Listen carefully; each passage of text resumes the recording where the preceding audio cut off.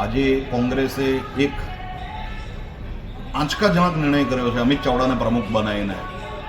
એ પ્રમુખ બનાવ્યો એ માણસને કે જે 2020ની કોર્પોરેશનની ચૂંટણીમાં સુરતમાં નિષ્ફળ, સુરતમાં આમ આદમી પાર્ટી ઊભી થઈ ગઈ એના સમયમાં, અમદાવાદમાં નિષ્ફળ, રાજકોટમાં નિષ્ફળ, જામનગરમાં નિષ્ફળ, અને પાટીદાર સમાજ જે દુનિયાની સૌથી પાવરફુલ કોમ્યુનિટી છે એણે કીધું કે ભાઈ અમારા સમાજનો માણસને પ્રમુખમાં મૂકો. તો કોંગ્રેસે નજરઅંદાજ કર્યું છે.